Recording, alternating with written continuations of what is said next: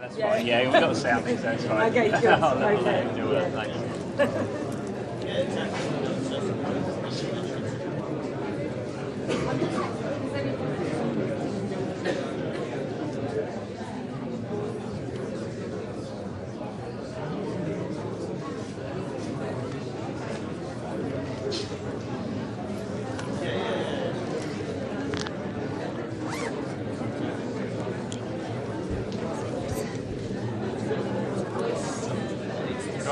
Yeah. Well, just as soon as they test the mics.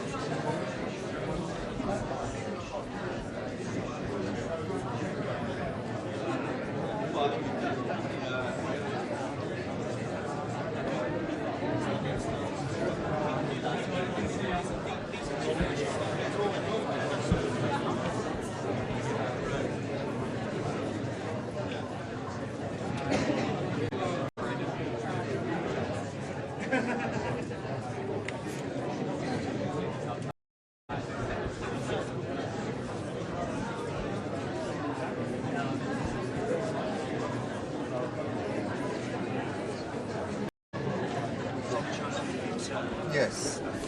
Yes. Okay. What you tune in? Yeah, okay. Group the channel and all.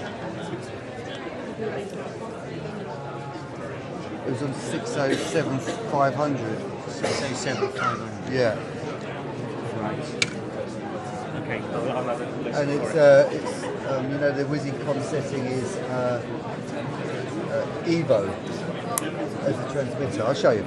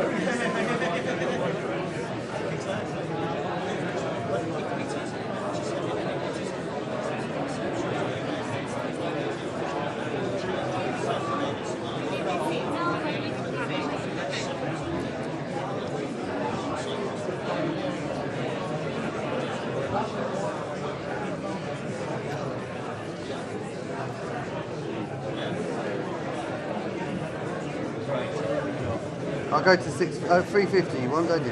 Yeah, I've got 350 here. All right, stay there then.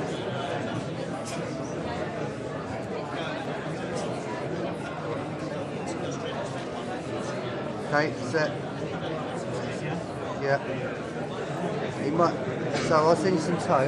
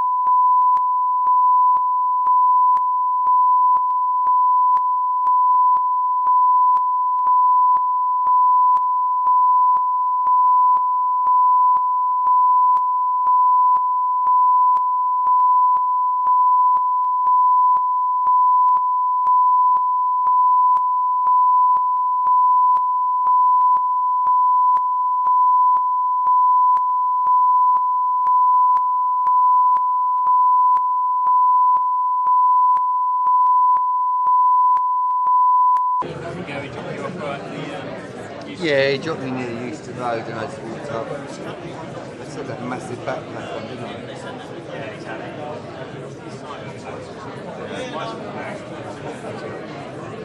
It was actually all alright. The train came, quick, there was space on it. Just sat down and went and had a beer when I got to Watford.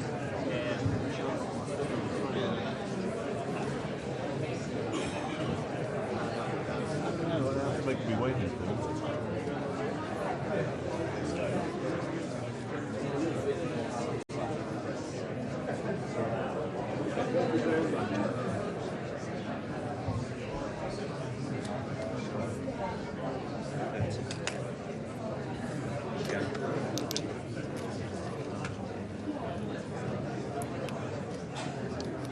Just wait a bit of time, a minute, 20 seconds, I'll give you a thumbs up. Yeah, okay, I'll look down for you. Okay.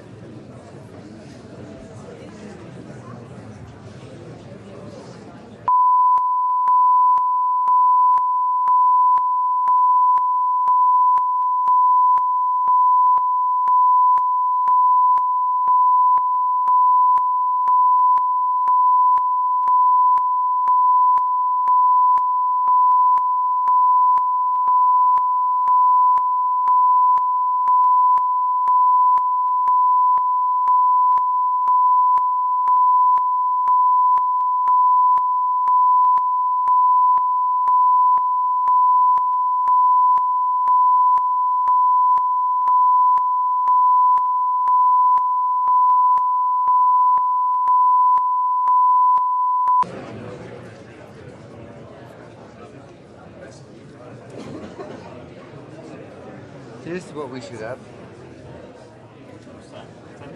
Yeah.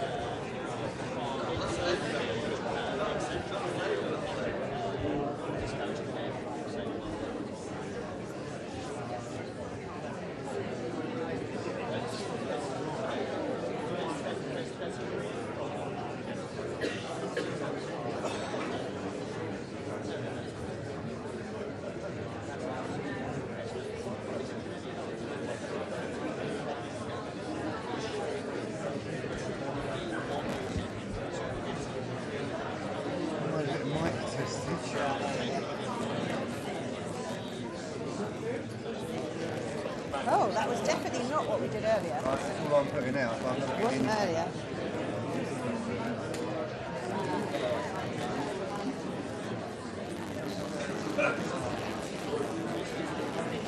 not getting anything.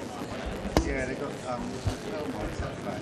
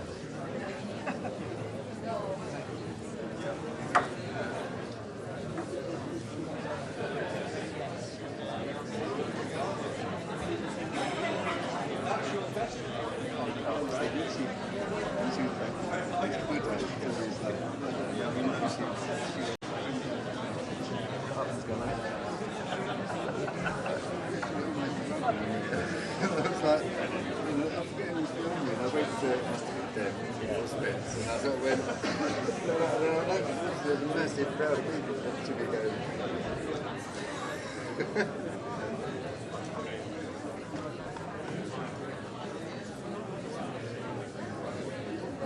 I left Foster. See how it's cool. Was it in 16?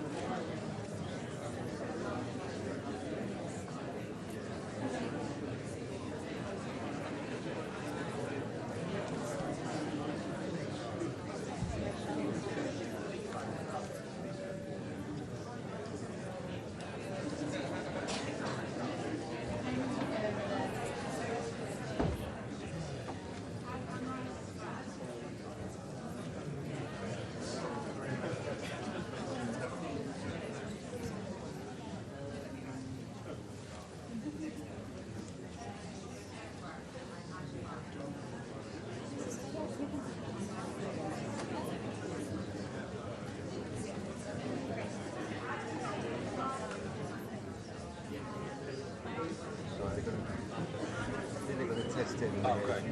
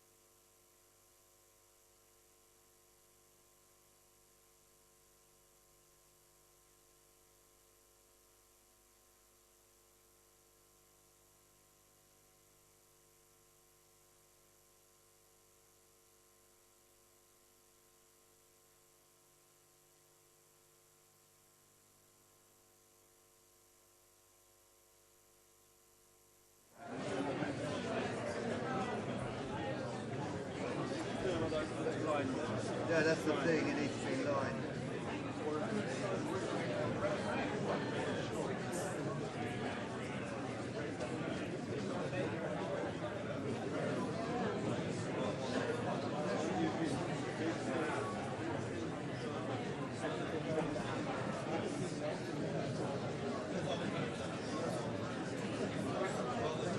The only thing is that I've got her on a personal mic coming down from one channel. Oh no, actually I haven't on yours. No, it's fine. No, it's fine.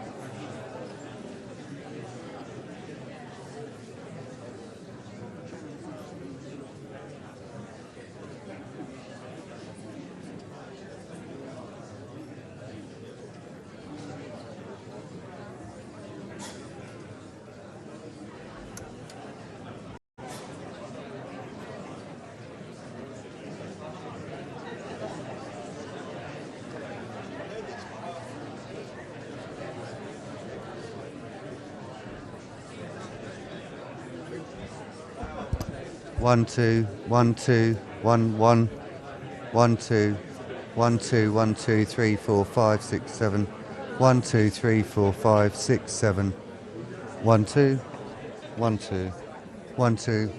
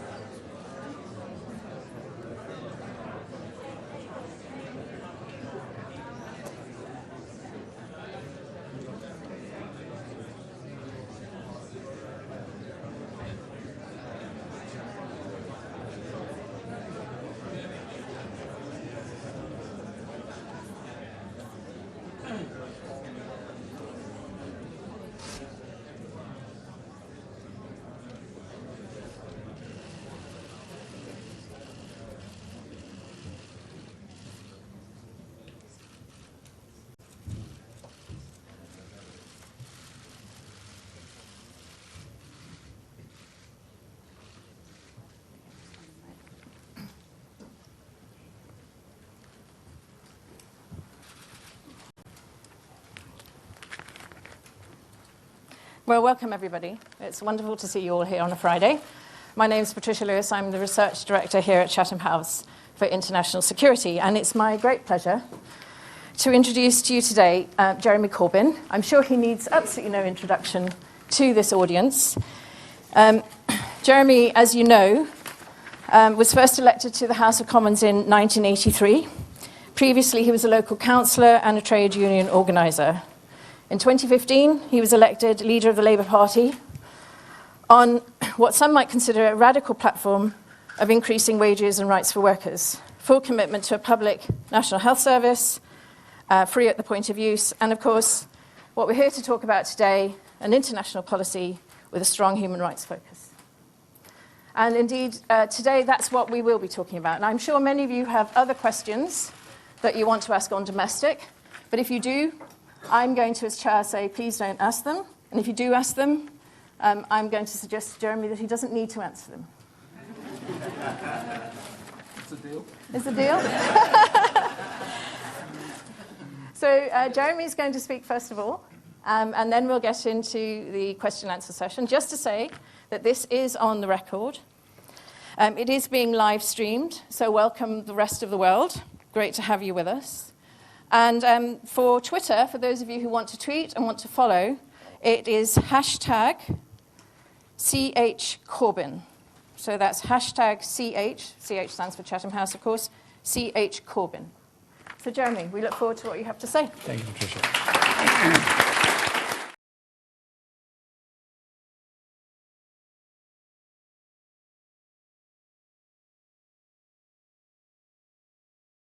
Inviting me here today. This is actually a sad day for Chatham House. The director, Dr. Robin Liblet, can't be here because he's attending the funeral of Michael Williams. Recently died of a terrible cancer. He was Robin Cook's special envoy, advisor, and later special envoy at the United Nations. And Robin Cook was a great friend of mine, and he relied very heavily on Michael Williams for support and advice. And I just think we should commemorate that today and understand why our director can't be here, but also send our sympathies to the families, the family of Michael, on their loss.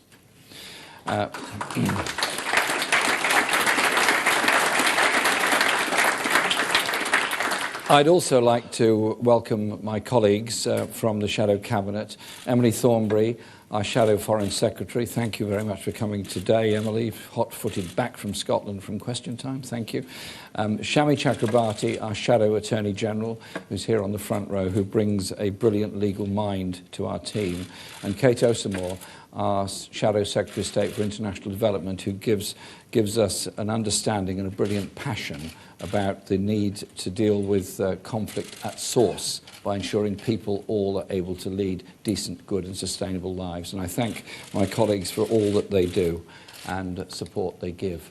And as I said, I want to thank Chatham House because it's been at the forefront of thinking on Britain's role in the world. And clearly today Chatham House rules don't apply because apparently this is being live streamed everywhere. And so with the general election less than a month away, it's a good opportunity to set out my approach on how a Labour government that I lead would keep Britain safe, but that is the primary function of government, reshape our relationships with partners around the world, and crucially, work to strengthen the United Nations and to respond to the global challenges that we all face in the 21st century. And I would like to say a very warm welcome to the UN Special Representative from Somalia, who's here today. Where are you sitting? Thank you very much. Thank you for coming along. And your colleague, your advisor, my great friend Unedited Diri, thank you so much for being here today. It's wonderful to see you both. And anybody else I haven't referenced who I know, consider yourselves welcomed, okay? On Monday, we commemorated Victory in Europe Day, the anniversary of the victory over Nazi Germany in Europe. VE Day marked the defeat of fascism and the beginning of the end of a global war that had claimed 70 million lives. Just think of that figure, 70 million lives were lost in the Second World War. General Eisenhower, Supreme Commander of the Allied Forces in 1944, who was based right here in this square preparing the plan for that invasion of Operation Overlord, later went on to become the Republican President of the United States during some of the most dangerous years of the Cold War in the 1950s.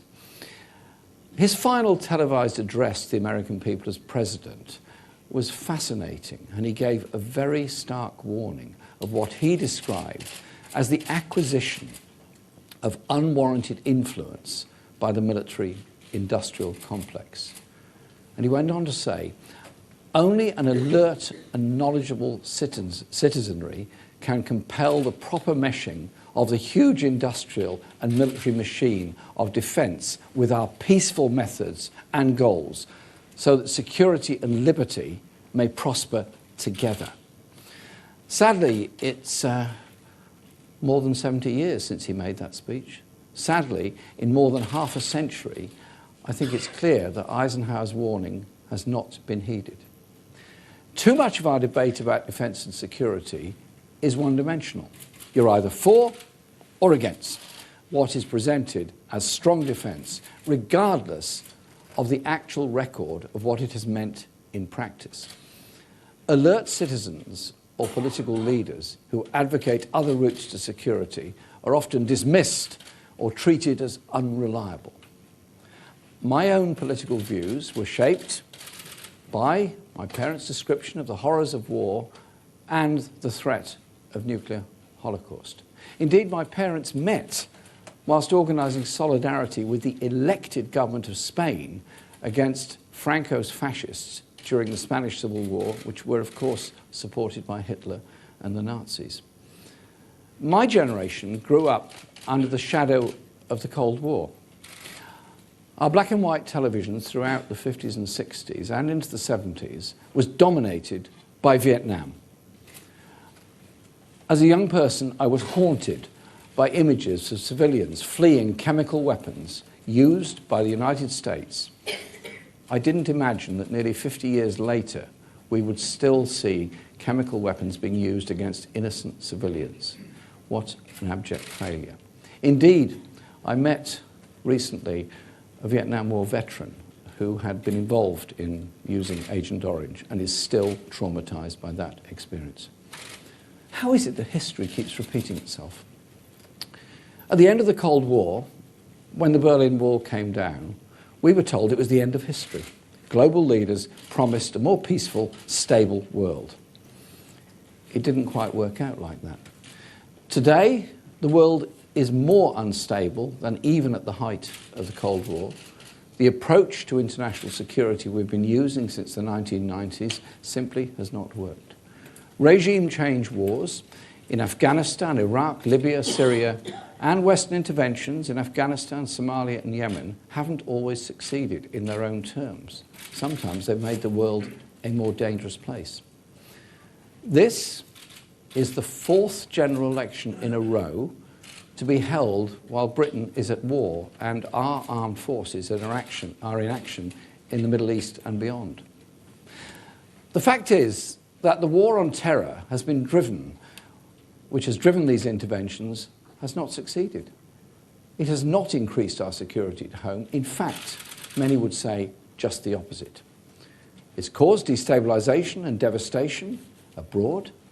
And last September, the House of Commons Foreign Affairs Select Committee published a report on the Libyan war, which David Cameron as Prime Minister promoted our intervention in. They concluded the intervention led to political and economic collapse, humanitarian and migrant crises, and fueled the rise of ISIS in Africa and across the Middle East. Is that really the way to deliver security for our people, the people in Britain? Who seriously believes that's what real strength looks like? We need to step back and have, I think, some fresh thinking. The world faces huge problems. As well as the legacy of regime change wars, there is a dangerous cocktail of ethnic conflicts, food insecurity, water scarcity, and fast emerging effects of climate change.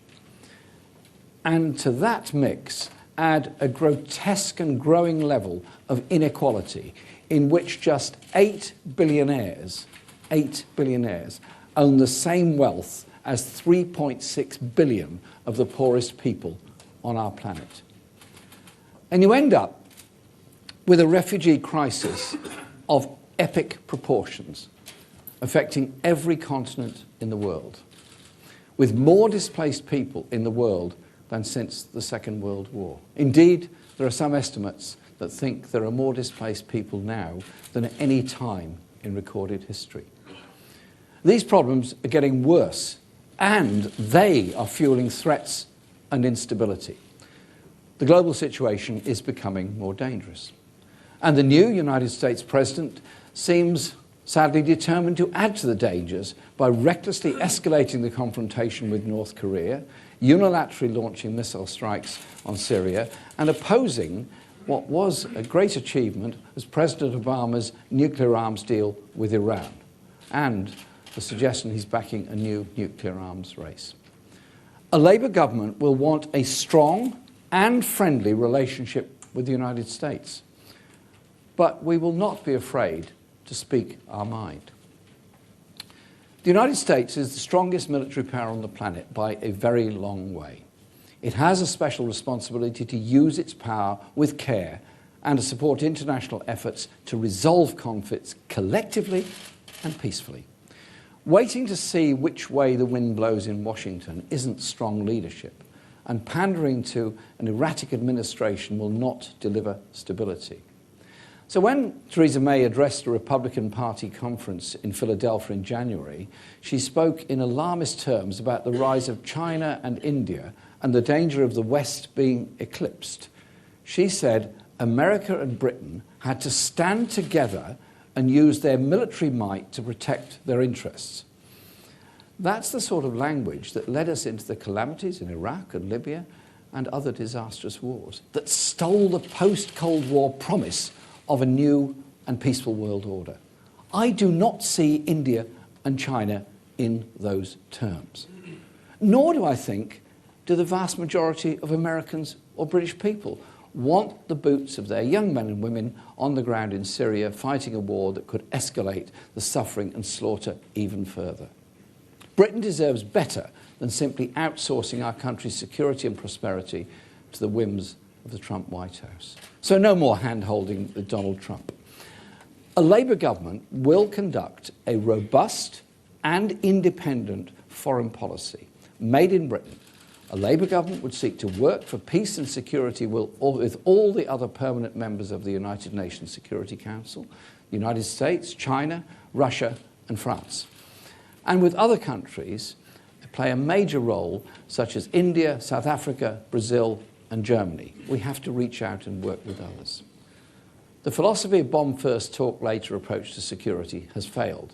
To persist with it, as the Conservative government has made clear it's determined to do, is a recipe for increasing, not reducing, threats and security. I'm often asked if, as Prime Minister, I would order the use of nuclear weapons. It's an extraordinary question when you think about it. Would you order the indiscriminate killing of millions of people? Would you risk such contamination of the planet that no life could exist across large parts of the world? If circumstances arose where there was a real option, it would represent a complete and cataclysmic failure. It would mean world leaders had already triggered a spiral of catastrophe for humankind. Labour is committed to actively pursue disarmament under the Nuclear Non-Proliferation Treaty, and we're committed to no first use of nuclear weapons. But let me make this absolutely clear. If elected Prime Minister, I would do everything to protect the security and safety of our people and our country.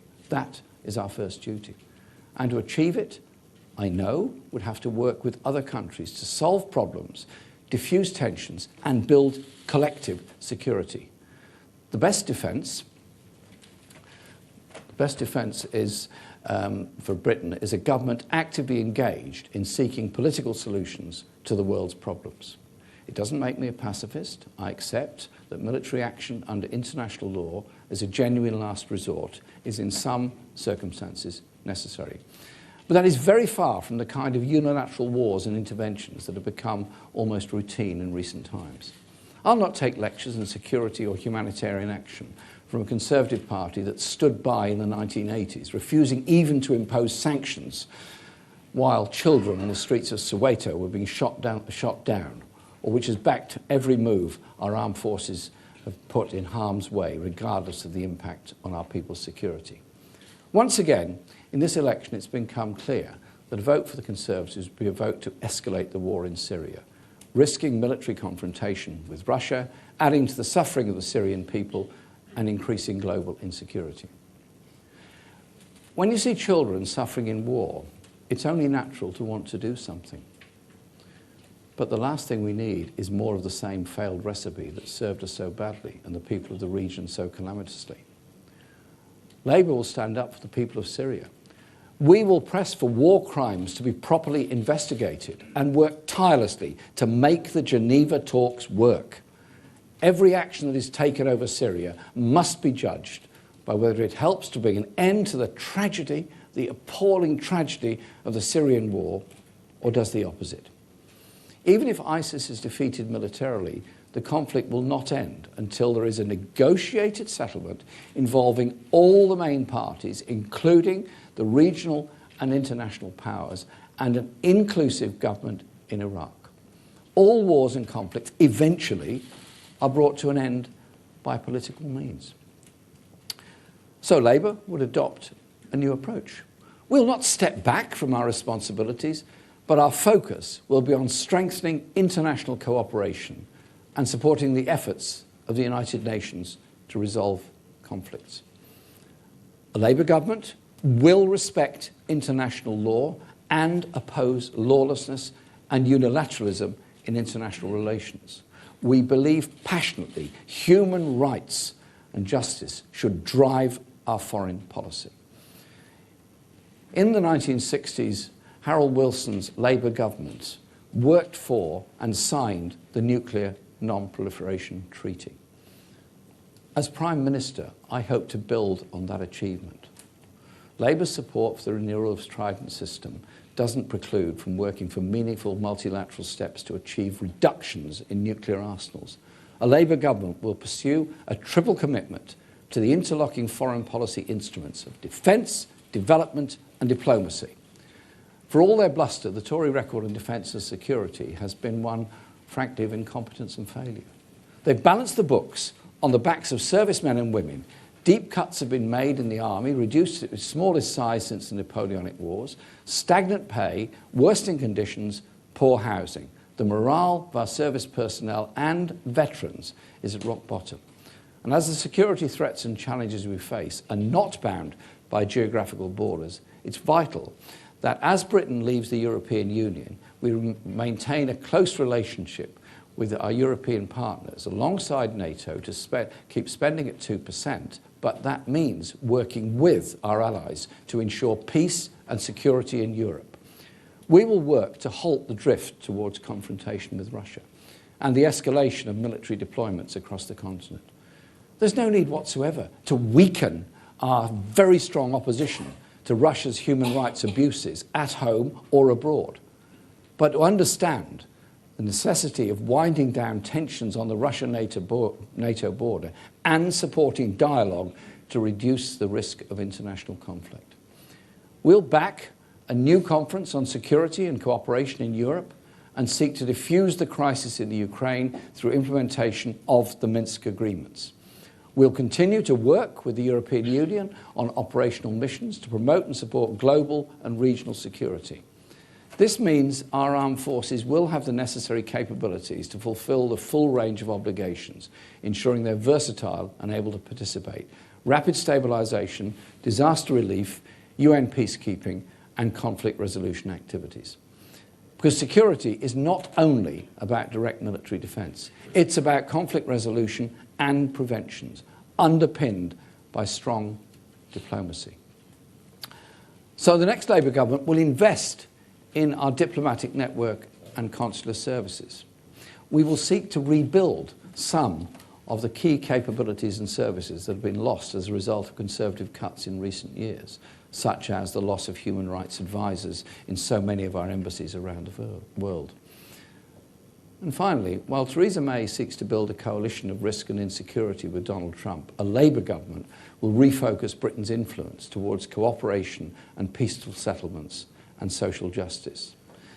The life chances, security and prosperity of our citizens are dependent on a stable international environment.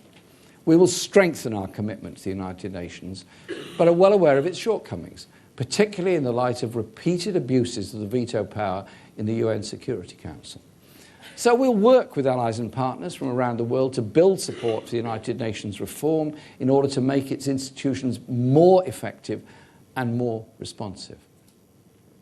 And as a permanent member of the Security Council, we'll provide a lead by respecting the authority of international work. law.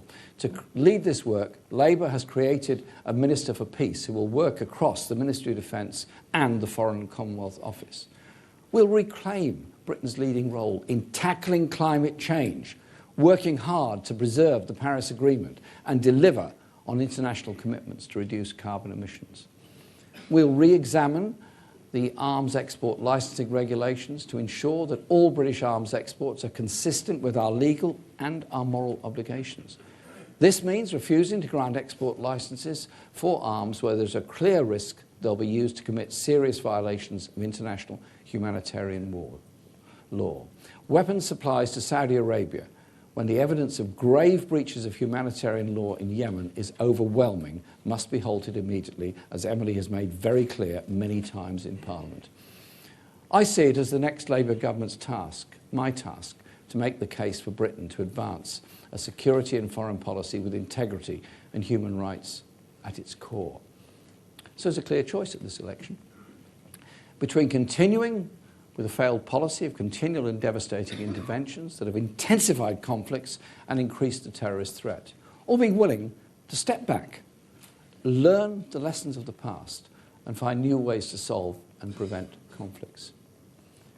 Dwight Eisenhower said on another occasion, if people can develop weapons that are so terrifying as to make the thought of global war almost a sentence for suicide, you would think that man's intelligence would include also his ability to find a peaceful solution. And in the words of another American, Martin Luther King, the chain reaction of evil, hate, begetting hate, wars produce more wars, must be broken, or we should be plunged into the dark days of annihilation. I believe we can find those solutions. We can walk the hard yards to a better way to live together on this planet. A Labour government will give leadership in a new and constructive way, and that is the leadership we're ready to provide, both at home and abroad. Thank you very much.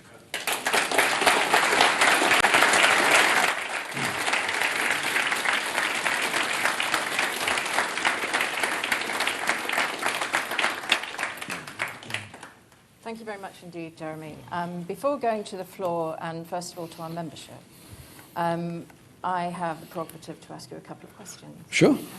So, first of all, when you're in the UN, and as a permanent member of the Security Council, to make things work, you need to have agreement with all 5 permanent members of the Security Council, and they are protecting others. So you need to do deals across the board, and often with countries with very poor human rights records, in order to achieve what you want to achieve.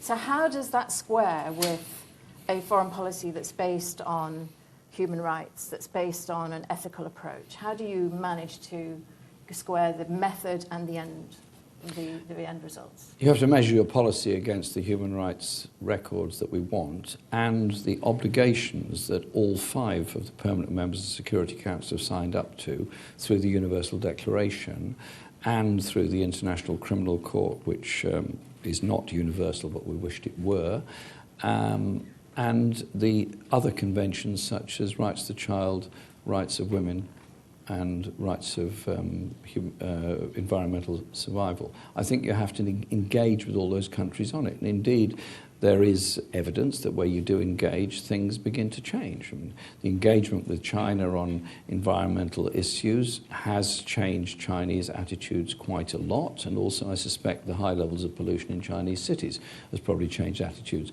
quite a lot. It is a question of being prepared to engage. It's not always lecturing people, it's learning from them as well.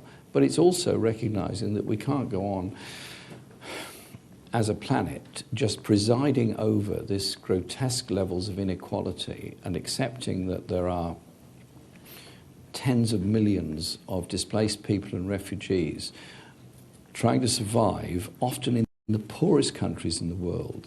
The numbers who come to Europe by comparison to the rest of the world are actually quite small, but the disaster often affects the poorest in the poorest countries in the world. Think what it's like to be festering in a refugee camp in Libya or other places, just trying to survive. So the 5 members, five permanent members of the Security Council do have a special responsibility in this, and you do have to engage with them. And so I would want to engage with Russia on human rights issues just as much as I would with China or any other country. Thanks. And then, as you know, people have come to expect and welcome your letters from citizens to Prime Minister's questions. So we thought we'd take a leaf out of your book. Okay. And which citizen has written to us? So it's a letter from Cheltenham. Mm-hmm. And she's addressing something that you haven't talked about. And she said, Dear Patricia, please could you ask Mr. Corbyn what he would do to increase cybersecurity in the UK? And at the same time, making sure that we keep our privacy online and are defended from attackers. Cybersecurity is a very good question. It's actually probably the greatest threat that's faced all around the world at the present time, because cyber attacks can disable transport systems, disable communications, disable media, interfere apparently in elections in some countries. There's lots of things. I'm making no suggestions about anything in this country. It's okay. Put your pens down quickly. But it's a very good question, and it is a very serious one. And so you have to ensure that we've got the capability to deal with cyber attacks against our crucial infrastructure, our crucial infrastructure, which is, of course, telephone, mobile phones, and all the other things. But there is also the question of surveillance. And indeed, we have challenged the government on this over the question of the right of universal intrusion into people's emails, which I think is to be totally wrong. As a member of the Justice Select Committee, we had these discussions with the European Union during many delegations and visits we had there, and we did put forward appropriate amendments to recent legislation in the House so that we protect the privacy of the individual, but recognise that cyber attacks are real and extremely dangerous. Listen, we live in a very high-tech, complicated world where if you interfere with security systems surrounding power supplies or anything else, then you actually endanger life very, very quickly. You can kill people very quickly without firing any kind of gun or anything else. This is the challenge of our time, and I think it's time that we all faced up to it. Very good question. Thank you, Paulette. Great, thank you. That's I'll catch you, Pauletta. Of Cheltenham. Of Cheltenham. I'll catch I'm you. sure that address is significant. Well, I wasn't going to make any reference to, but you have indelicately made one. Okay, so I'm now going to our membership, and I'm looking for people at the back primarily who are young and of any gender they wish to be. So can I encourage people to... Yes, you get your turn. Don't worry. So you're looking for only young members get to ask a question. Is that what you're saying? Yes, not quite. I just want to start off the questioning perhaps with a voice from the future. So, is there anyone? No. Xenia, I'm going to call on you as our next first speaker. Thank you very much. My name is Xenia Wickett. I run the US and the Americas program here at Chatham House. You've laid out a platform that is almost the antithesis of the platform that's been laid out by Donald Trump. You've expressed that there would be no intention of hand-holding the Americans or the American president. But you also have to recognize there are huge links between the United States and the United Kingdom. Economic links, intelligence links.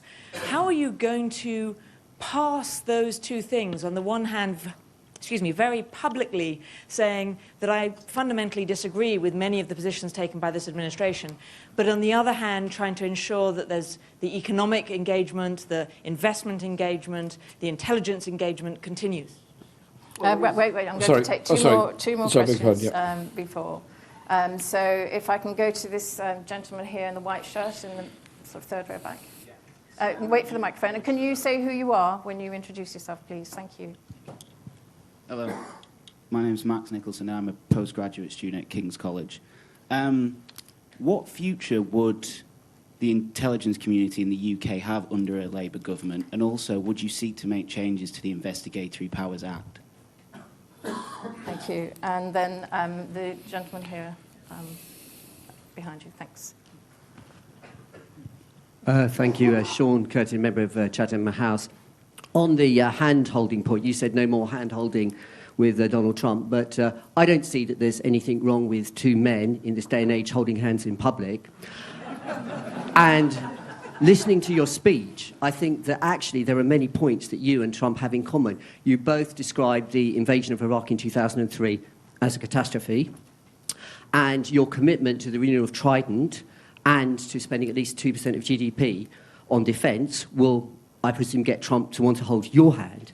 But my question is, the one area which you really seem to focus on in your speech was North Korea. And you seem to be very critical of Trump's approach. So I'd like you to just flesh out what is your approach to the North Korean problem. Thank you.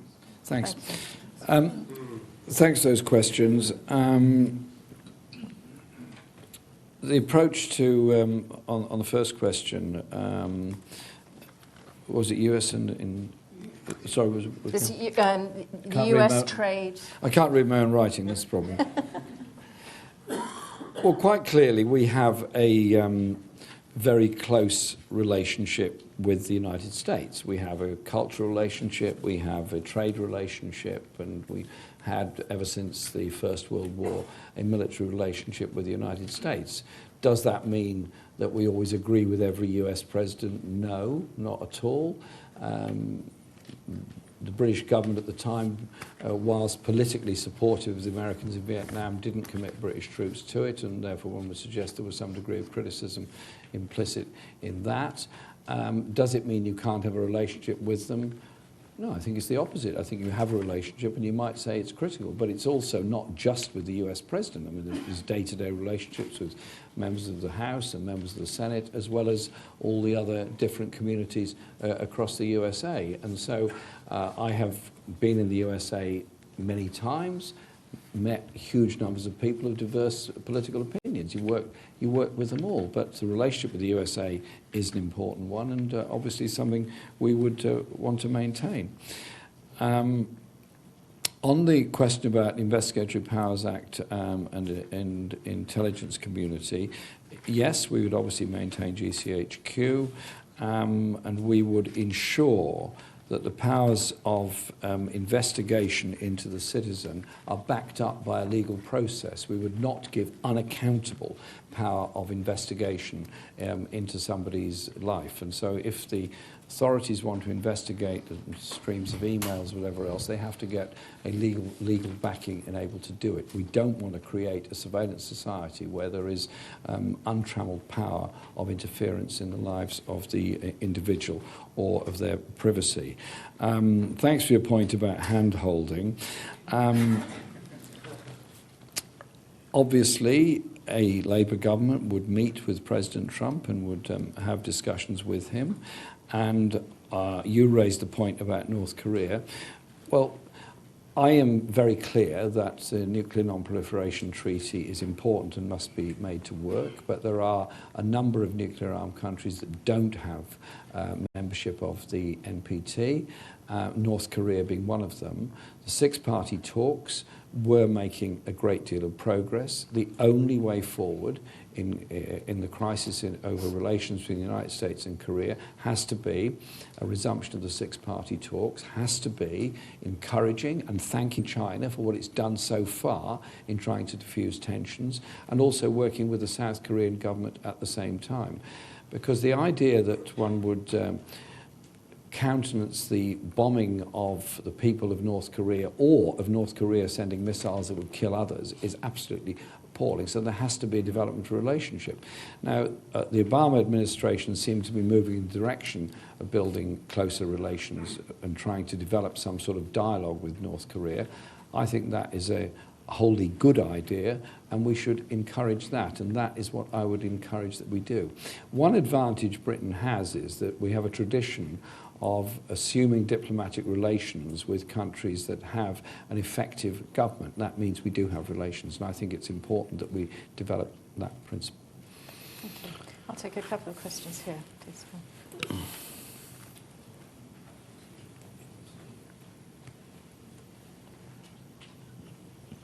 Mr. Corbyn, John Pienaar, BBC News.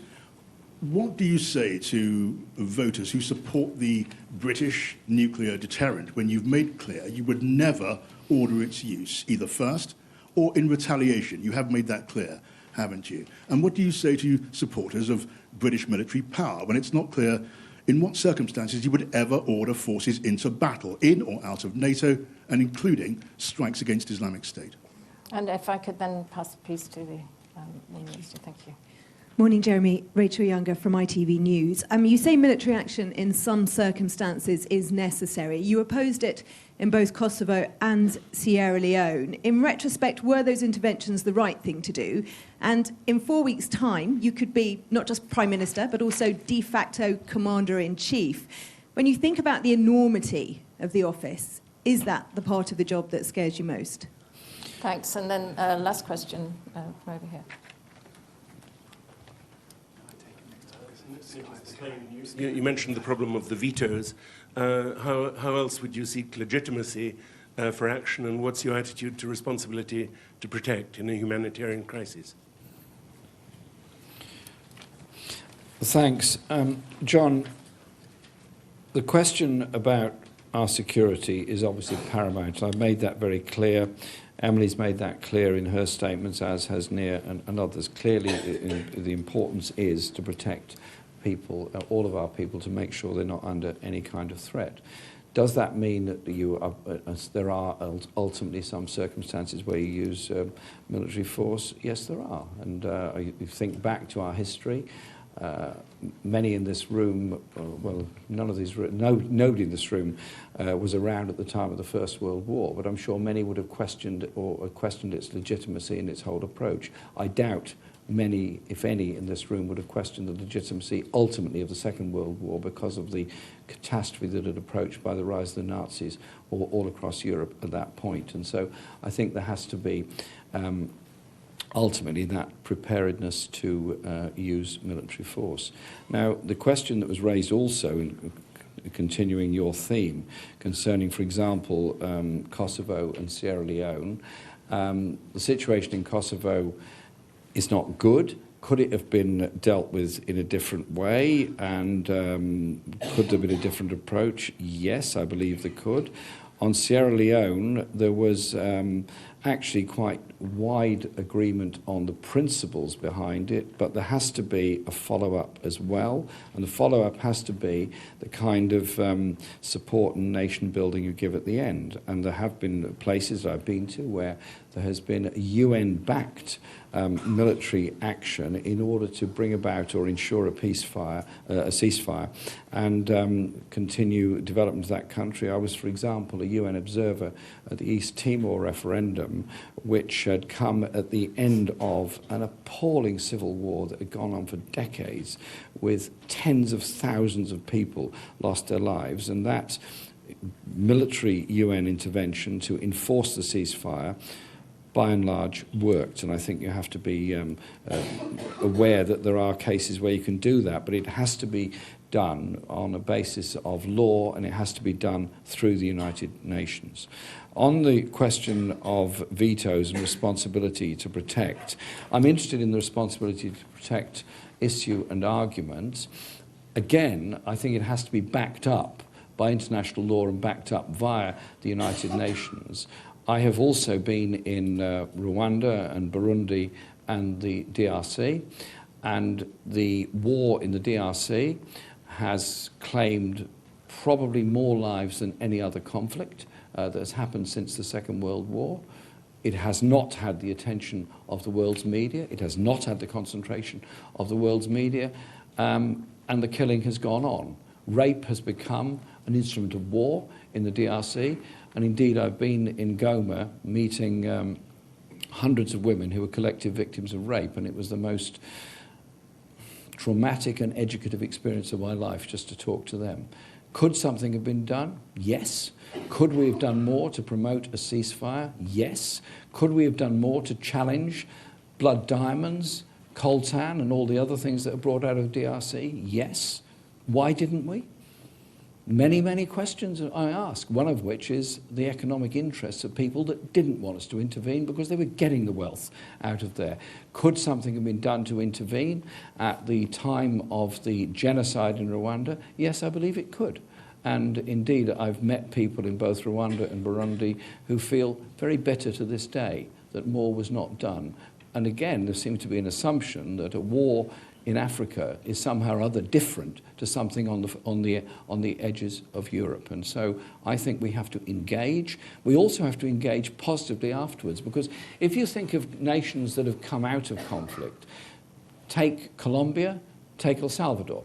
Colombia, decades and decades of civil war. Eventually, by good action by neighbouring countries, ceasefire was produced and a peace process has developed.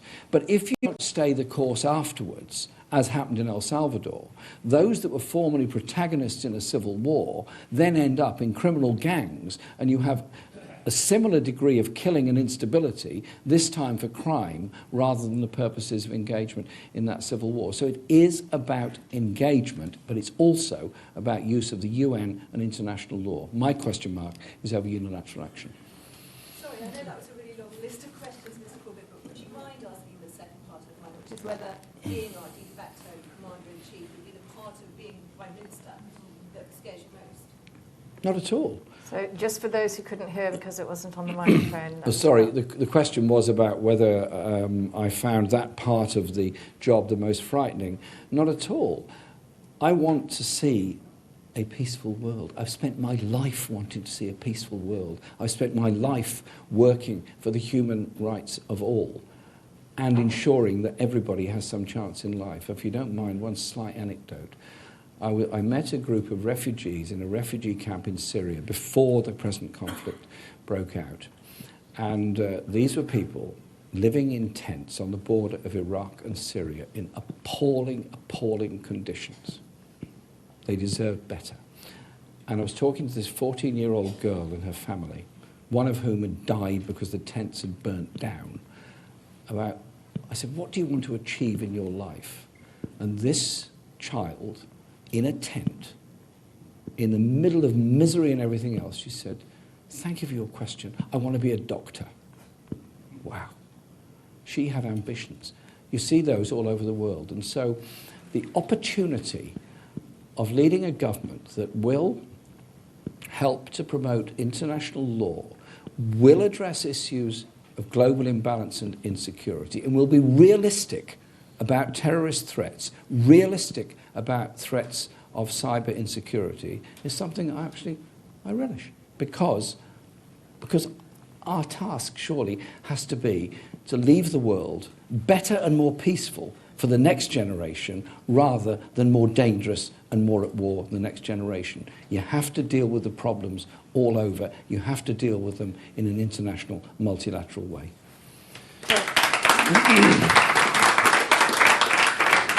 Jeremy, you're very popular. Everyone wants to ask you a question, and John wants a... Is it a John clarification? John sees me almost every...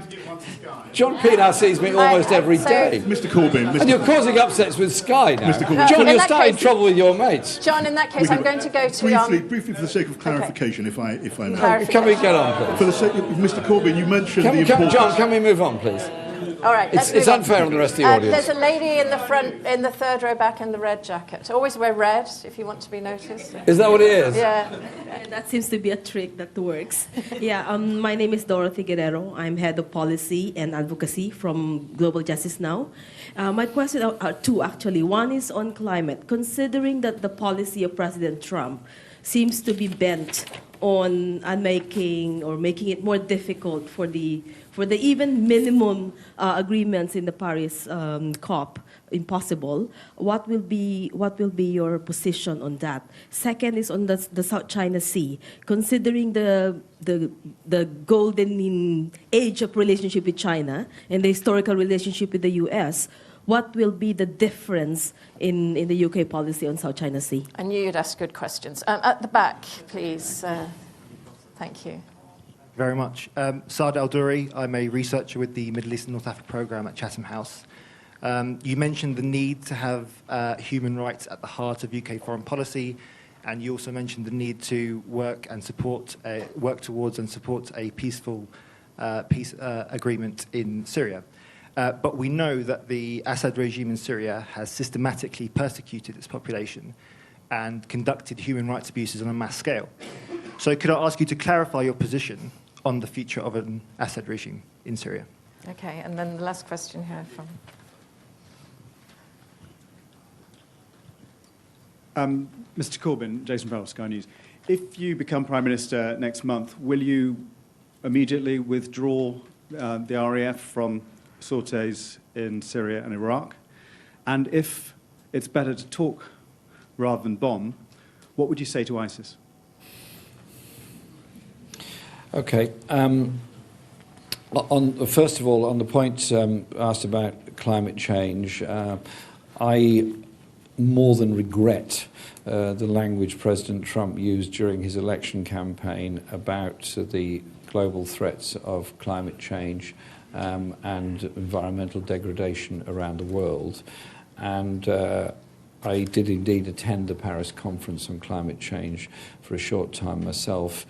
And we have to be totally realistic that unless we are to take even more serious action than we do now on emissions, on pollution, and on environmental degradation, then obviously lots of life on the planet is under threat. We already have conflicts and wars based on environmental disasters. We have to be prepared to do far more to sustain our natural world and our environment. The refugees from Darfur have got involved in a conflict. In fact, they're basically environmental refugees, and there are many, many other examples around the world. And so we would adhere absolutely to it. And indeed, the last Labour government was very strong in supporting all the international conventions, both on pollution as well as on CO2 emissions and the effects of global warming. And so I would be very strong on those issues, and indeed have been involved in many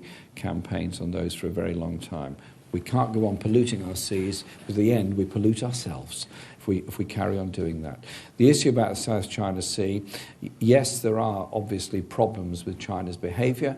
There has to be pressure put on them. There has to be an agreement reached. You cannot just say, because it's China, you can't say anything to them. You have to do something about it. China wants to be part of the world community. We all want everybody to be part of the world community. Therefore, that means putting UN pressure on them over their activities in the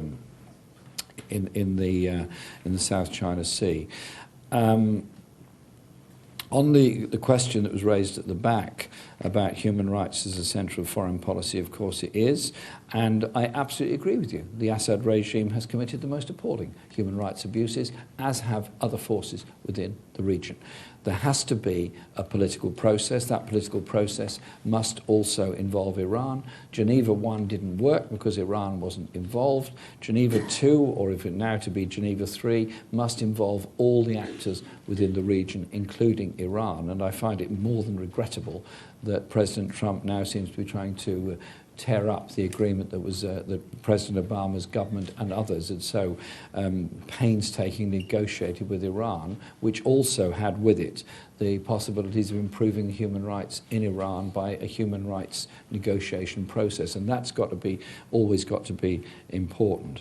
On what we'll do over RAF presence and sorties, we'll examine what they're doing straight away, examine what their presence is straight away, but above all, that fits in to the whole point I'm saying, that I would do everything I possibly could in order to reignite the peace process, to ensure that there is a Geneva III dealing with the conflict in Syria, and clearly isolating ISIS is very important. Their arms and their money don't come from nowhere. They are being supported by a lot of people who are pouring money and arms into them. And so those people that are being, whose lives are being destroyed by ISIS and its behaviour, need to also be recognised that the people that in effect are killing them are those that are giving money, arms, and allowing them to sell oil, which funds the whole ISIS. There has to be a comprehensive political and economic approach to the conflict. Would you look at introducing a new financial tracking approach then, in the way that the United States has A much stronger financial tracking approach is very, very important, because if you don't do that, you don't know where the money's coming from, where it's going to, and the amounts of money floating around the world that have come from international drug dealers and others, not so much in Syria but in other parts of the world, again, there has to be financial tracking, and our approach to that would be we'd have a very rigorous financial tracking mechanism. Would you talk to ISIS? No. I've made that clear that no. I would want to bring about a political solution, which would be through the Geneva process. There's a woman in the green shirt, please. A woman in the green shirt. Hi. Hello, thank you. Deborah Haynes from The Times. You talk about how you would support the Trident system. Does that mean that you as Prime Minister would back a like-for-like replacement of the 4 submarines? Well, also, could I ask a second question? Sorry, go on, yeah. Which conflict that has had British troops deployed to since the end of the Second World War have you actually supported, please? Okay, I'll go on now to the woman in the back there with the hand up. Thank you. I'm Margaret Owen, a Peace in Kurdistan. Jeremy, you're a great friend of the Kurds, and they're grateful to you. What will be the Labour government's policy towards Turkey? Will it condemn the genocide that is going on against the Kurds in Syria and in Turkey? Will it do anything to renew the peace process, ensure the Kurds are represented at the Geneva thing? And will you actually review the arms sales and actually review arms sales to countries which violate human rights? Will you condemn that Turkey for this? Thank you. And then a gentleman over here on the left, please. Yeah. Thank you. My name is Euripides. I'm High Commissioner of Cyprus. Thank you for the tour d'horizon. A few words on Brexit, please, in relation to defense and foreign policy. Thank you. And then in the white shirt. Is it white? Can't see. Yeah. Hi, Mr. Corbyn. I delivered a letter on Wednesday to the Prime Minister. I'm a former Royal Marine, and we are concerned about the cuts to defence since 2010. Freedom isn't free, and I know there's been conflicts that we've gone into that haven't necessarily been successful in Iraq and Afghanistan. But the security of our liberal democracy depends on a strong defence. Will you therefore guarantee you will fully fund the Defence SDSR 2015, and you will increase defence spending from the cuts that have happened from 2010 and undermined our ability to preserve our freedom in the future? Thank you. Thanks for the questions. On deployment of British troops, yes, there are deployments, largely through the United Nations, that I think are the right thing to do. I mentioned what went on in East Timor. There's been great help done in peacekeeping in Cyprus by British forces. There's also been, I think, incredible work done by Royal Marines and others in helping refugees to survive who've been at risk in the Mediterranean. And indeed, talking to people in the Royal Navy about this, some of them said to me it was the most amazing work they'd ever done in their lives, which was actually supporting and protecting life. On the question that Margaret raised about Kurdistan, the Kurdish people were denied their identity by the conclusion of the Treaty of Versailles, and they're still living with the consequences of that. An independent Kurdistan was originally recognised in the Woodrow Wilson 14 points and then obliterated a few years later, and there's that thirst for that identity for the Kurdish people. Indeed, there are many Kurdish people in my constituency, and I've visited at various times in my life all parts of Kurdistan, and have witnessed the way in which Kurdish people have been very, very badly treated, and that indeed has then provoked the backlash of war there.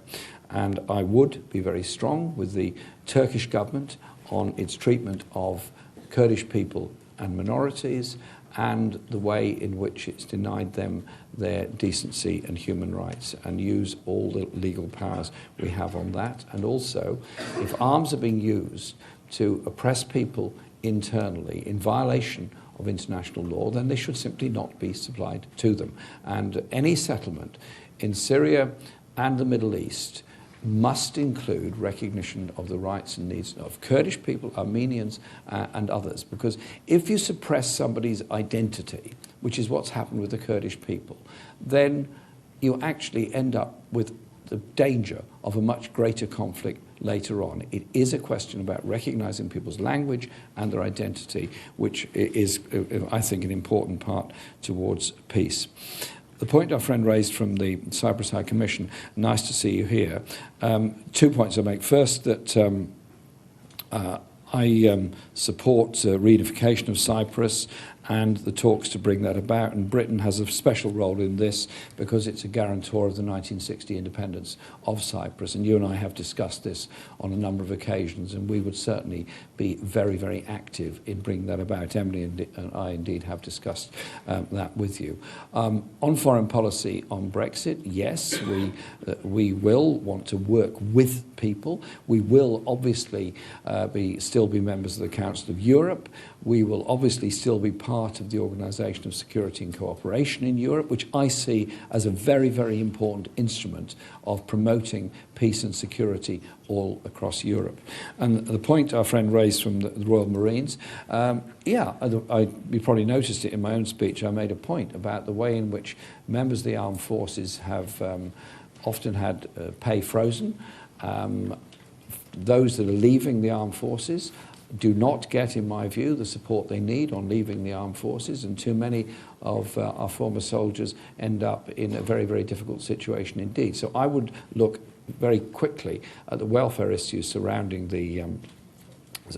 our armed forces, but also your point about the funding of your group, the Royal Marines, and others, is a very important one, because actually it's that capability of defending is the most important, and I would recognise that and support that. When you said you delivered a letter, I thought you were going to say you delivered a letter to me, and I couldn't remember whether I'd seen it or not. Give me if I can have a copy, I'd be most grateful. Thank you. Like for like. Well, the decision of Parliament was to endorse the government's proposal for the replacement of Trident. That is the decision we will inherit as a Labour government, and that is what the position is. We will also undertake a strategic defence review, as all incoming governments do, looking at all aspects of our defence priorities for the future. But we cannot obviously decide what a review would decide, otherwise you wouldn't have a review. Listen, I'm really sorry, but we have to end it here. And I know everyone's got far more questions, and I think that's a measure of the success of the event. I'd like to thank you, Jeremy, for making Chatham House the venue where you made your foreign policy and defence speech. Thank you for being so forthcoming. Thank you for answering as many questions as you possibly could.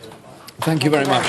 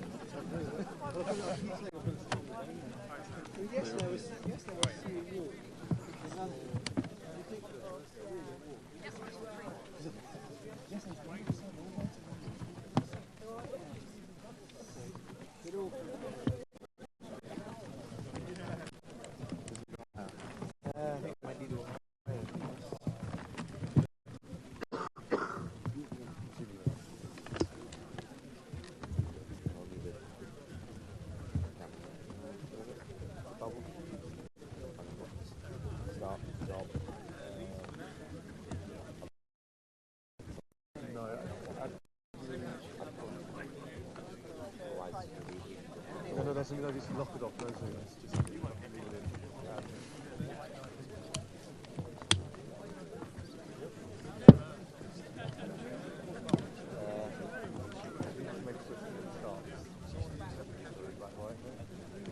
Give it a shot. You want to? Yeah, you get the other look. All I'll do is right where you're standing. Just take still. It's the Canon's version of a film camera, a digital camera. So it's more adapted to doing the video stuff. It's basically like taking a Mark V and made it a film camera. It's pretty good. Yeah, it's lovely. It's a brilliant camera. It doesn't do stills, but it's a very good camera. It's got a great huge sensor. The sensor's a 25 inch. It's a great camera.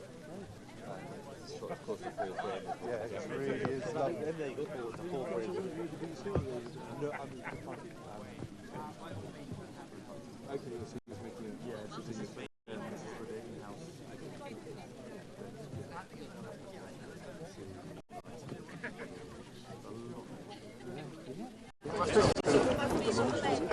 Yes, that's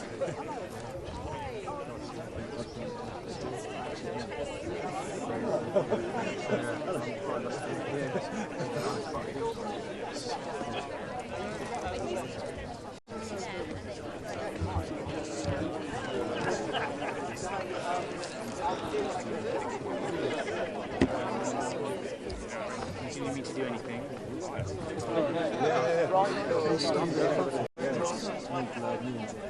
Thanks.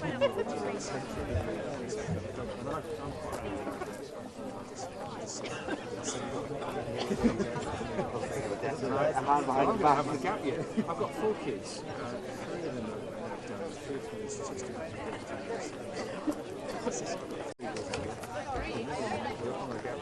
We're off. We're going to go Chunda and Bolivia. Isn't that what you do? I've seen this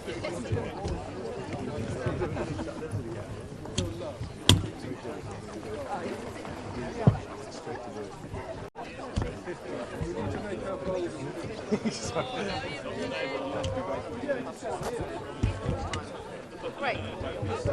Get low and see my shot. No, come to you next. Look at the shot and make sure those. Of course they're going to get in the way this time. Got to get someone on the platform. It's roughly. Tash, can you stand on the platform, please? Gentleman on your left, maybe the one who can move. Sorry. Yeah. Is that okay? Yep, come around the back, I'll show you. Yeah. It's just basically stop. Sorry. Stop. Yeah, stop. Okay, cool. No.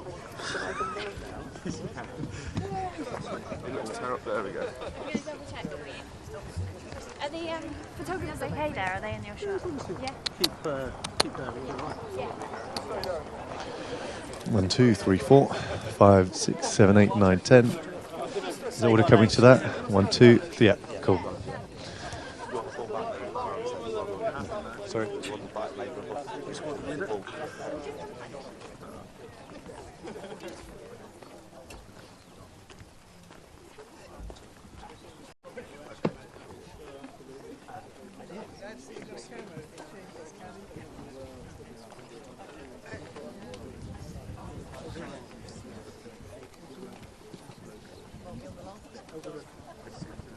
It's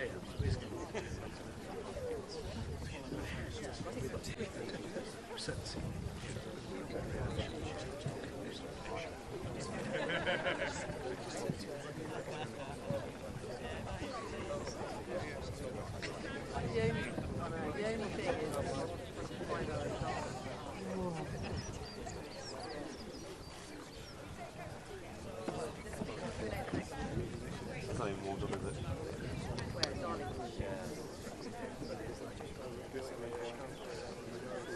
I think we're both going to be right.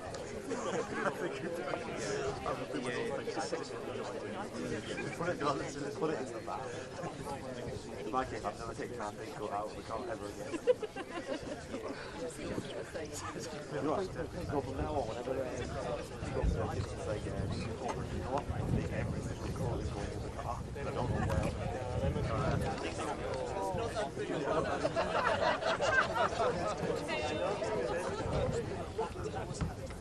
Yeah.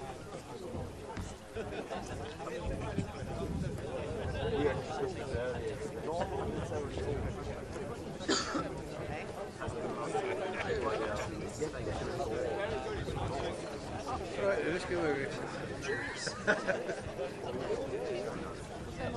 Everybody's sturdy. They're all right. They're all right. Using them it's when the wind starts picking up, I think people just gonna sing.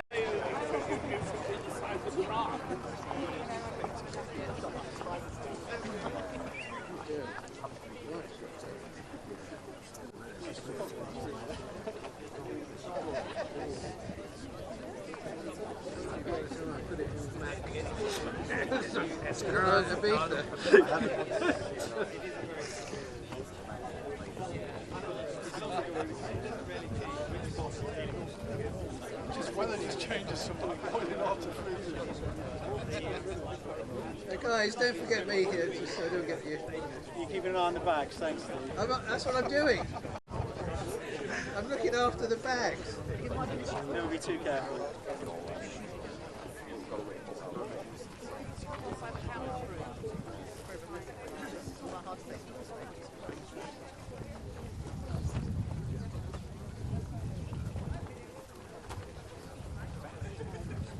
Fine with craft. It's not about. Sure, that's what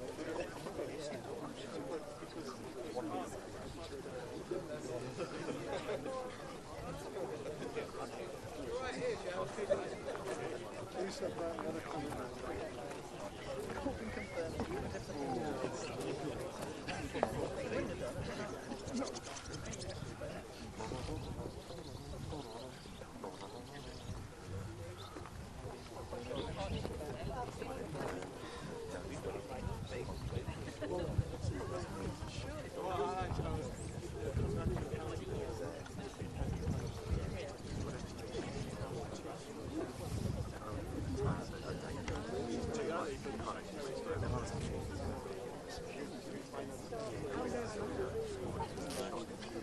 Good.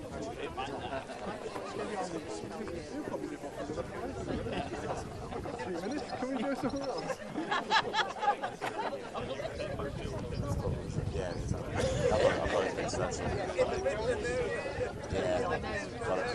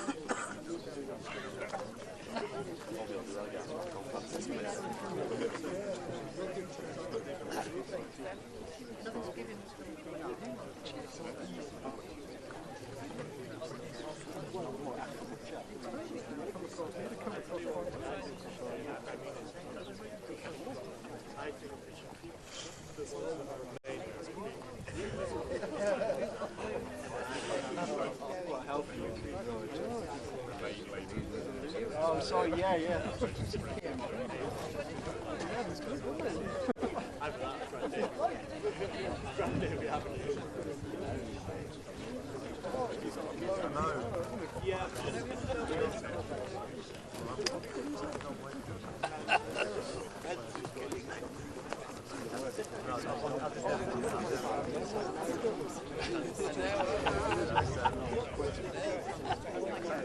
The suspense is killing me, John. I'm not sure I can take it. I'm not sure I can take it.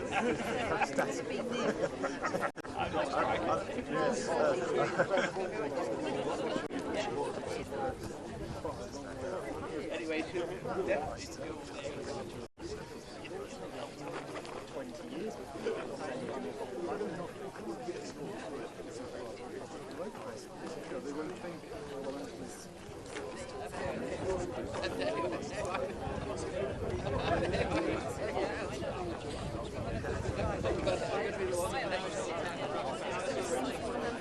I know.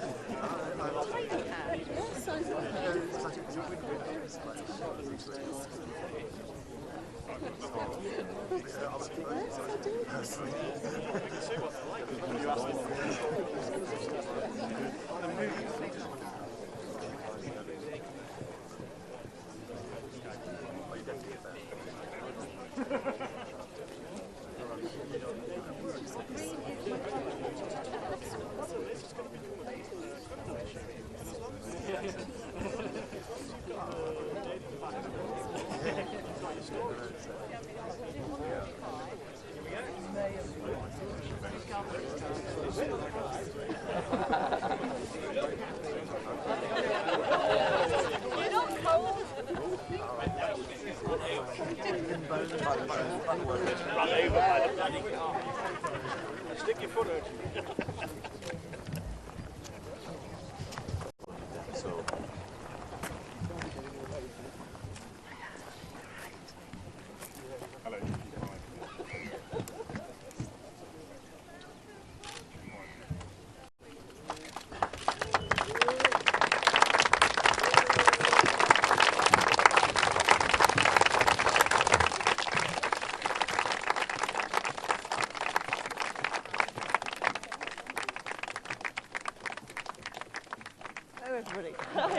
Yes. Well, hello everybody, and it's absolutely fantastic to be here in Northumberland as we step up our campaign for this crucial general election, because it is time to focus on the very clear choice about the future of our country that people will be making in the general election in 27 days' time. As I say, it's great to be here. I'm taking absolutely nothing for granted. I'm going to be continuing to campaign across the whole of the country. And in doing that, I'm taking a very positive message across the country. It's a message about strong and stable leadership in the national interest, about strengthening the UK's position so that we get the best deal for Britain from Europe, and about building a better future for our country. And my message to voters is very simple. Every vote for my local candidates here in the northeast of England and across the United Kingdom will strengthen my hand in those crucial Brexit negotiations. And the alternative is to risk making Jeremy Corbyn Prime Minister. And we see the Liberal Democrats, the Scottish Nationalists and others lining up to put him into Downing Street. And a Corbyn-led coalition of chaos is a real possibility. So we must not take anything for granted. And this is not about this election is not about who people might have voted for before. It's about who they want to see leading this country over the next 5 years. And as I say, I and everybody in my team will be out and about across the country, taking our positive message across the country over the next 27 days. And that message is a clear one. It is a message that a vote for me and my team is a vote to strengthen our hand in those Brexit negotiations. A vote for me and my team is a vote for strong and stable leadership to take our country through Brexit and beyond. And a vote for me and my team is a vote to lock in economic security for a better future for this country. So let's take that message out there to every community, to cities and towns and villages across the UK, fighting for every vote, earning the support of the British people. And if we win that support, then together we will strive for Britain, together we will fight for Britain, and together we will deliver for Britain. Thank you. Thank you very much. Good to see you.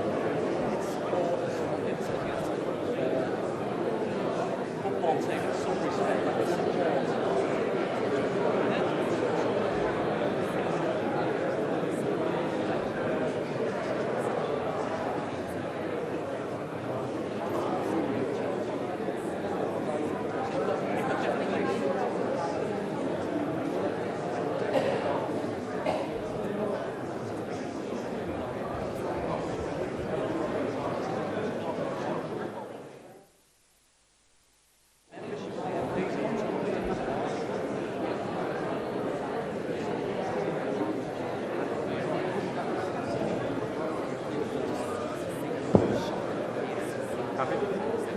Right. If you guys all set up, do you want to come back with me now? Because you've got another half hour.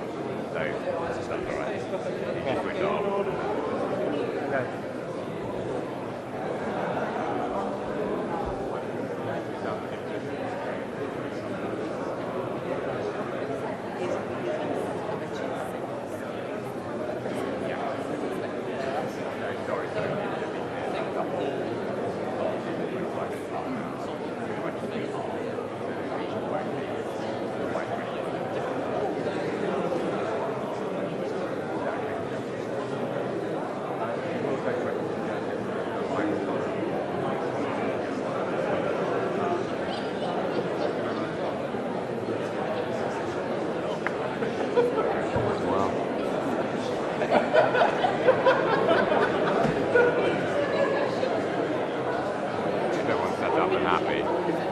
Guys, can I take you back to the room, and then we'll bring you down to talking forward.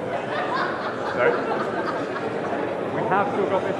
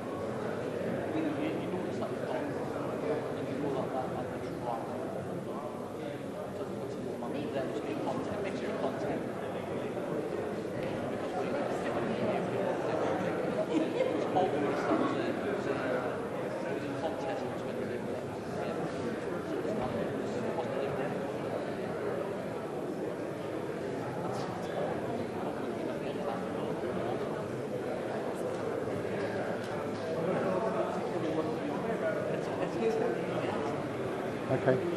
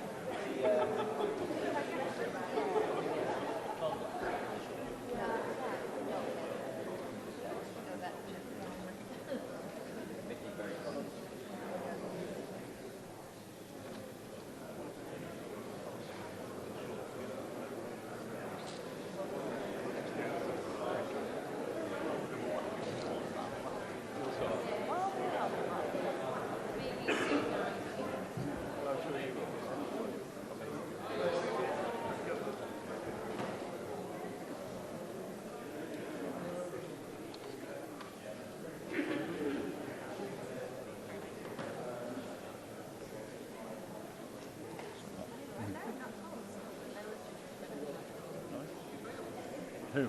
No.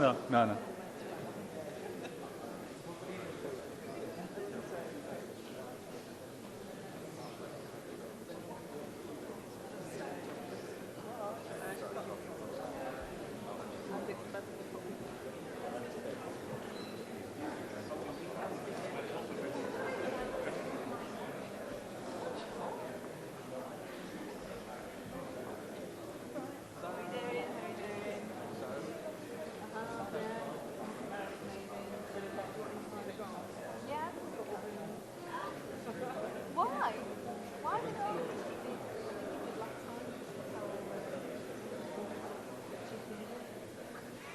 How will chicken until we battle them?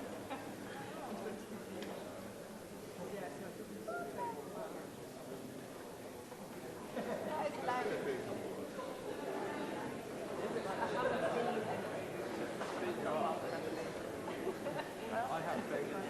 You know they're not calling it. You know they're not calling it a campaign.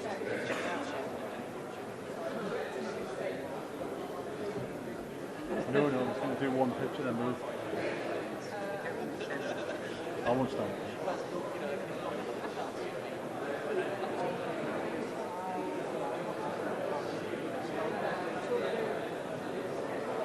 Yeah, it's just one on my knees, one picture and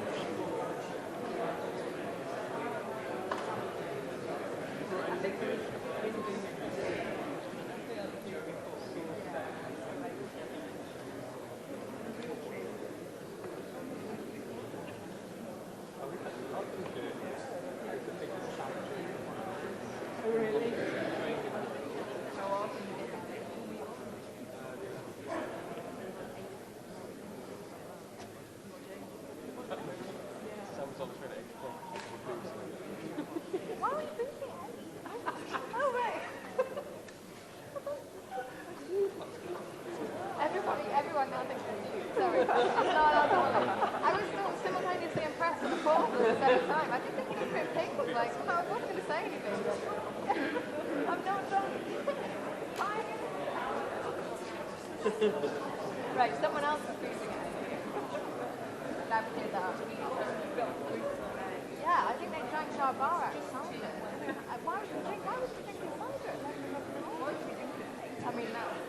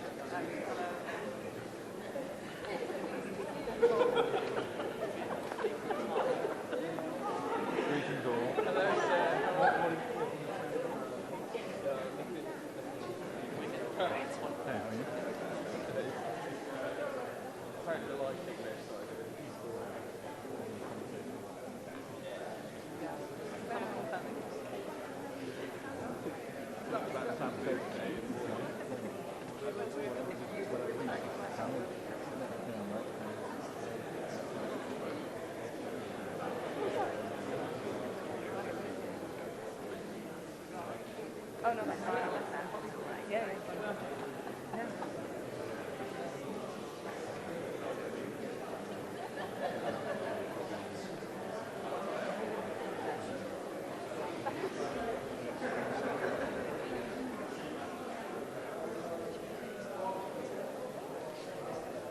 Sorry.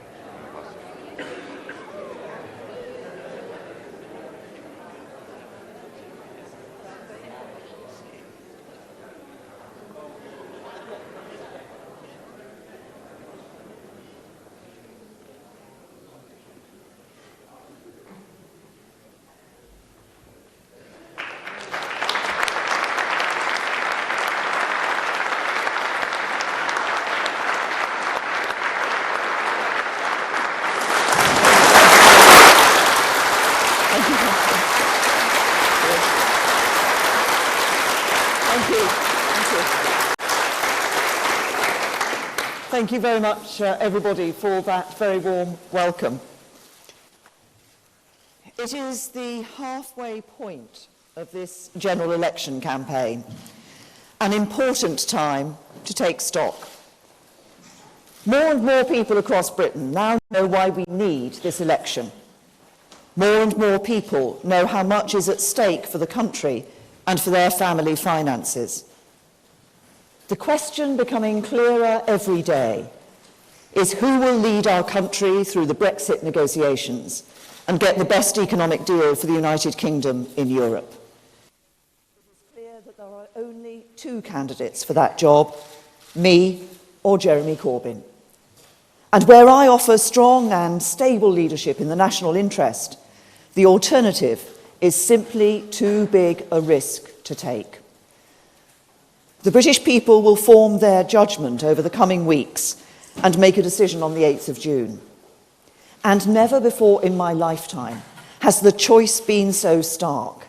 Never before has the outcome of an election had such profound consequences for hard-working families.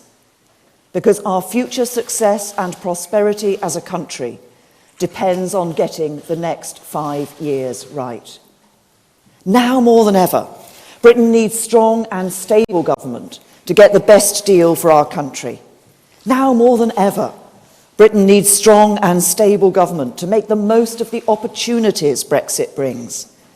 And that is the clear message that I am taking right across Britain in this campaign.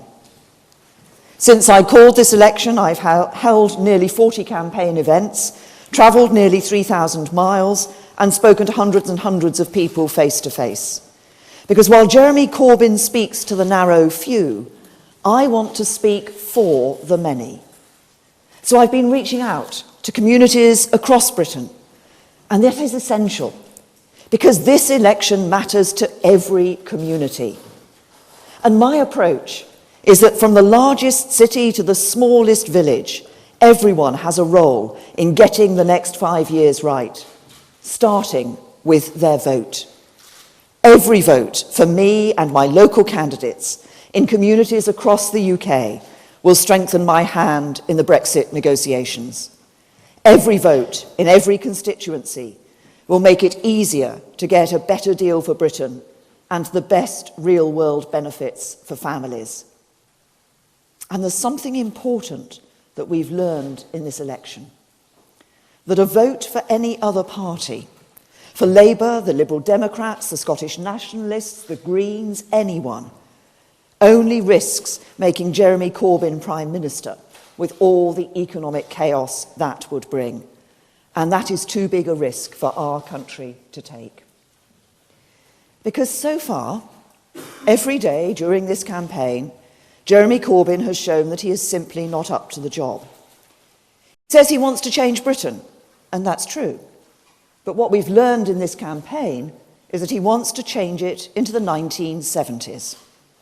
In just 3 weeks, Labour have taken us back 40 years.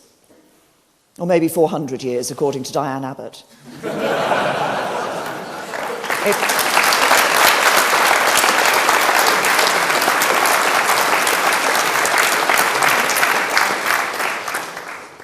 And it would be a joke if the risks weren't so profound.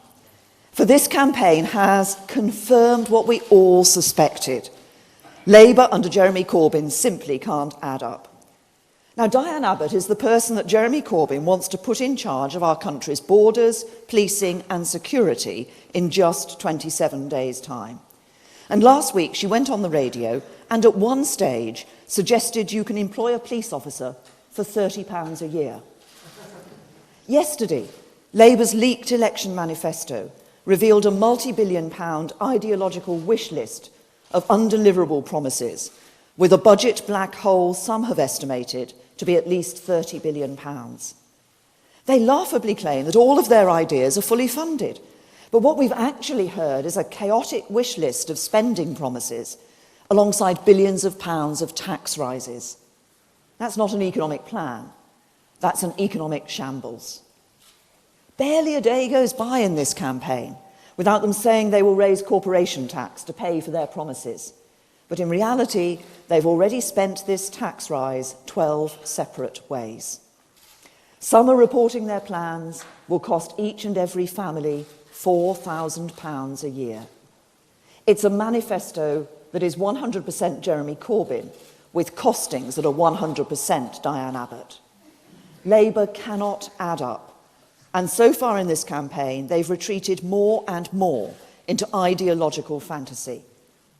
They've shown during this campaign that they cannot be trusted. John McDonnell, the man Jeremy Corbyn wants to put in charge of our economy. Under the glare of the studio lights on the Andrew Marr programme on Sunday, he was asked whether or not he was a Marxist. He said no. But then a video emerged of him proudly declaring to a private political gathering, "I'm honest with people. I'm a Marxist." Saying one thing to the British people in public, but the opposite to his political associates in private. Now, how on earth could a maybe not Marxist be trusted over our taxes, our spending, or anything else?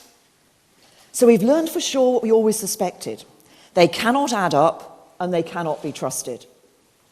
And during this campaign, we've learned that Jeremy Corbyn simply can't lead.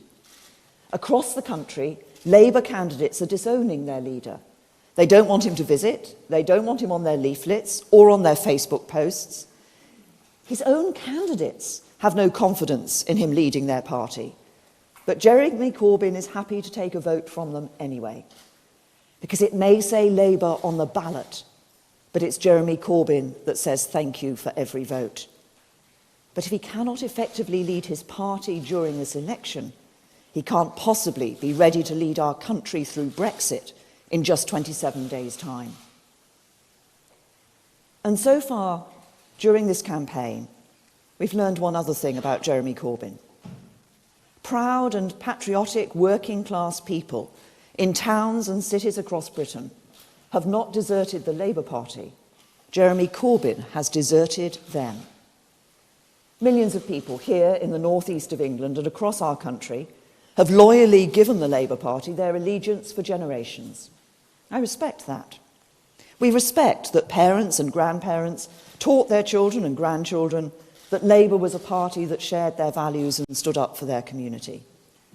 But across the country today, traditional Labour supporters are increasingly looking at what Jeremy Corbyn believes in and are appalled. We've learned from the shambolic leak of his manifesto that at the heart of his plan is a desire to go back to the economically disastrous socialist policies of the 1970s. Labour voters are appalled because they see a leader who can't lead, a shadow chancellor in John McDonnell who can't be trusted, and a shadow Home Secretary like Diane Abbott who can't add up. They see a party that once believed in hard work, now deserting those who aspire to a better life. A party that once stood for our union of nations, now being led by a man who says a second Scottish independence referendum would be absolutely fine by him. A party that once believed in patriotism, with a leader who refused to sing our national anthem. A Labour Party that first established our independent nuclear deterrent, now led by a man who wants to get rid of it, and even talks about abolishing the army. Jeremy Corbyn has disowned and rejected the core values of Labour's most loyal supporters to put his own extreme ideological obsessions first.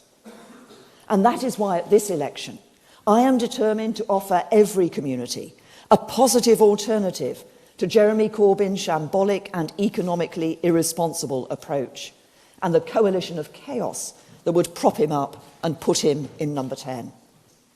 A coalition of chaos would mean more debt, fewer jobs, higher taxes, and it would weaken Britain's negotiating position on Brexit. Let's be clear, the consequences of Corbyn at number 10 are real. Higher debt has real consequences on small businesses. Higher unemployment has real consequences for ordinary working people. Higher taxes have real consequences on families. And a weak Prime Minister would have no real bargaining position on Brexit. So I will fight to win every vote and strive to earn the trust of all our people because everyone in our country counts, and everyone has a stake in building a better future in the months and years ahead. And that better future is within reach. So far in this campaign, we've shown that we can only make a success of our country's future if we first make a success of Brexit. And Labour have shown that they're simply not up to the job. We knew before that getting the right deal with Europe would be challenging, but we've seen during this campaign just how difficult it will be.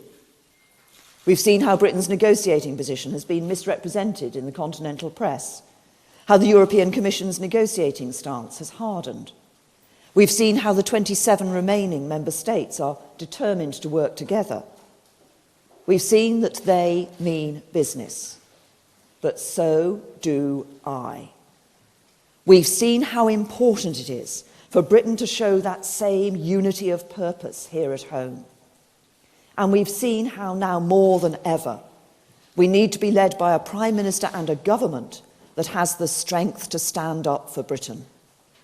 A Prime Minister who is prepared to say without equivocation that the United Kingdom will leave the European Union. We will regain control of our money, our borders, and our laws.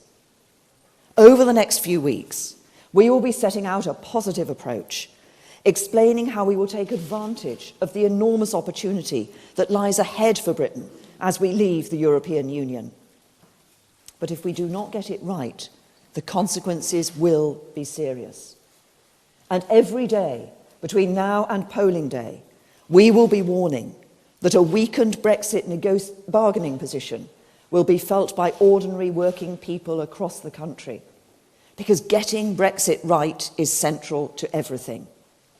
Get it wrong in 27 days' time, and we will lose the chance to build a stronger, more prosperous country with real opportunity for all. And so far during this campaign, we have shown that Brexit is not simply an end in itself.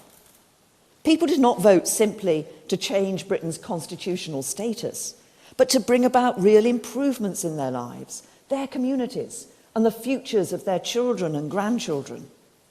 So we've begun to set out the policies to do it.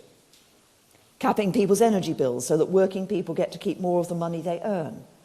Protecting people's pensions from unscrupulous bosses. Tackling the burning injustice of poor mental health provision. Investing in our armed forces to keep our country safe.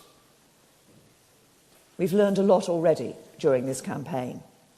And next week, when we release our manifesto, we will set out in detail the 5 great challenges we face over the next 5 years and lay out what we are going to do to tackle them.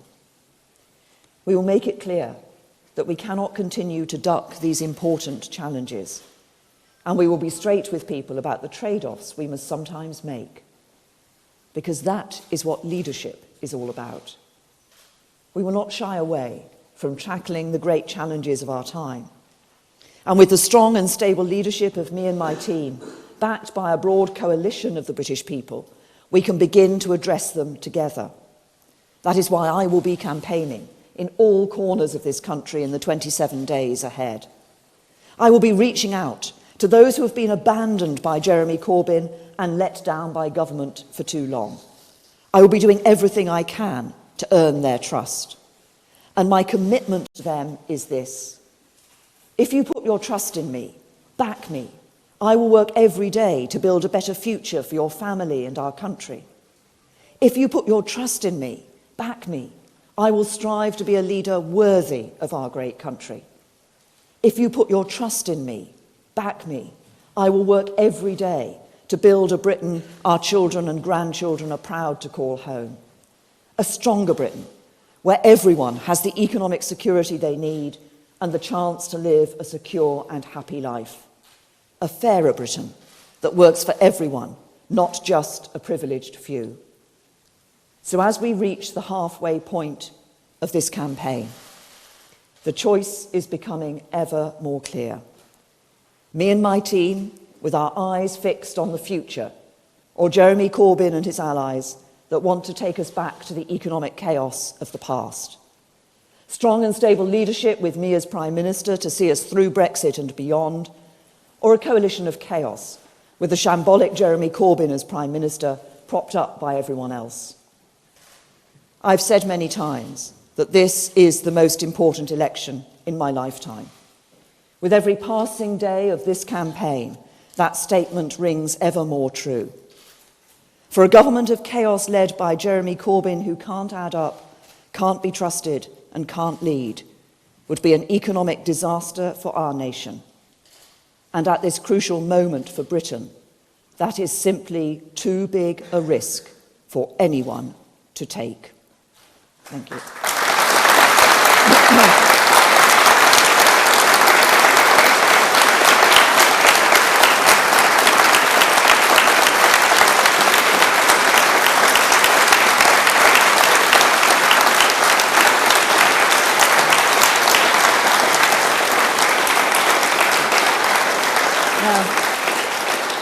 I'll take a few questions from the media. I think I might actually, I normally take broadcasters first. I think the Newcastle Chronicle is here. Is that right? Is Mike here from the Newcastle Chronicle? Yes? Welcome to the North East. For 7 years, the North East has probably suffered more than any other region in the UK because of austerity. Education cuts, hospitals crumbling. We've even got the largest food bank in the United Kingdom. You've played a major part in that government for 7 years. What possibly could you offer the North East? What could you offer to the North East that would reassure them that you can actually fulfil all the promises you've made today? Well, first of all, let's look at what has happened over the last 7 years here in the North East. We see that unemployment is down by almost a third. We see that there are actually more doctors and more nurses in the NHS in the North East. We see that over 47,000 more children are in good or outstanding schools here in the North East, getting a better opportunity, a better start in life. But as I said in my speech, as I look at the North East and look at the future, first of all, when I stood in the North East back 25 years ago, I stood in County Durham for election to Parliament, and there were quite a few Labour voters in that constituency. But what I found when I talked to those Labour voters were people who were really patriotic. They loved their country. They took great pride in their region. They wanted to see a better future for themselves and their children. They wanted to see good school places for their children. They wanted good jobs in their region. Now, if you look at those issues, it's not the Labour Party who is offering that to people. It's the Labour Party. Jeremy Corbyn, as I said, he didn't sing the national anthem. He's refused, he said that we might consider abolishing the army. He's not prepared to defend our country. And they would wreck the economy, and that would mean not more jobs and better paid jobs, but fewer jobs and businesses going under, and less money to put in the NHS and schools. It's the Conservative Party, it's me and my team today, who are offering people that brighter future by building a strong economy that will provide the funding for our schools and hospitals, by building the strong economy that will encourage the growth of businesses, creating new jobs and higher skilled jobs and higher paid jobs, and by changing education so we ensure there's a good school place for every child. That is a brighter future for our country. It's a brighter future for the North East, and it's what I and my team are offering at this election. I will take Laura. Thank you, Prime Minister. You've said you wouldn't duck the challenges of our time. You've talked a lot about patriotism today. Would you think it patriotic to join the United States in more strikes against Syria? Or will you rule out having a parliamentary vote on that when you return to Parliament, if you win? Look, we are, as you know, the United Kingdom is part of the coalition that is operating in Syria and Iraq with the United States, but with other countries too, to ensure that we are acting to defeat Daesh, that terrorist group that poses a real threat to us here in the United Kingdom, but also is working not just in that action, but diplomatically with others to ensure that we can see a stable Syria for the future and a political transition for Syria away from Assad. When I look at the decisions that I'll be taking in terms of defence and foreign policy, there's one thing that will drive those decisions, and that is that those decisions will be taken in the British national interest. Sky. Thank you, Prime Minister. Robert Nisbet. Is it true that the Conservative Party is selecting candidates with a softer view on Brexit in order to avoid what your predecessor called yesterday an extreme Brexit? We are selecting the candidates who are going to do a good job as members of Parliament for their constituencies when they're elected. We're selecting candidates who will listen to the issues raised by their constituents, who will campaign and work with a Conservative government to provide a better future for those constituencies. And we're selecting candidates who will stand up, and every vote for whom will mean that we're strengthening our hand in those Brexit negotiations and getting a better deal for the United Kingdom. What we're doing is selecting good candidates around the whole of the United Kingdom. And ITV, sorry, Helena. Emily Morgan, sorry, ITV. Emily. It's all right, Emily Morgan, ITV News. Prime Minister, aren't you living in a fantasy world if you really think you can win a significant number of votes from those working class Labour voters that you say you can here? No, and I would say to you, just look actually at, I mean, Tynemouth used to be a Conservative held seat. In recent years, relatively recent years, we've had a Conservative mayor in North Tyneside. So, you know, what matters, I think, when people come to that vote on June the 8th is the crucial choice that they will face about the future of this country and about who they want to see leading this country, because there is only going to be one of two people Prime Minister on the 9th of June. It's either me or Jeremy Corbyn. So the choice they face is that strong and stable leadership, a vote for me and my local candidates that will strengthen our hand and strengthen the UK's position in those Brexit negotiations, or a vote for any other party that would risk putting Jeremy Corbyn into number 10 with a coalition of chaos that would wreck our economy and be weak in those Brexit negotiations. That is the choice that people will face. It's not about how they have voted before. It's about the choice they will be making for the future of our country at this election. Yes. Thank you, Prime Minister. Ben Glaze, Daily Mirror. If a Tory government is re-elected on June the 8th under your leadership, by 2022, will food bank use have gone up or down? Look, nobody wants to see food bank use in this country, but food banks are not something that has suddenly happened in the last few years. We saw food banks being used under the last Labour government. One of the issues I challenged the last Labour government on when I was in opposition was the fact that they refused to let job centre staff pinpoint people, point people to food banks when they were really in need and could have benefited from them. Now, we changed that.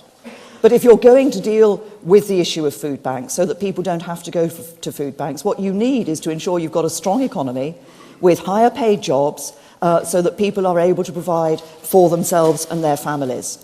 And you don't get that by making billions of pounds of spending promises with, as I've said in my speech, a manifesto that some say has a black hole of £30 billion in it. Labour's policies would wreck our economy. That would mean fewer jobs. That would mean fewer people without the income to support their families. Yes? Good afternoon, Prime Minister. Claire Ellicott from the Daily Mail. You've spoken of the challenges facing this country and how you'll not duck tackling them. Is the social care crisis one of those challenges? And can you absolutely rule out any increase in post-death taxes to provide funding to tackle it?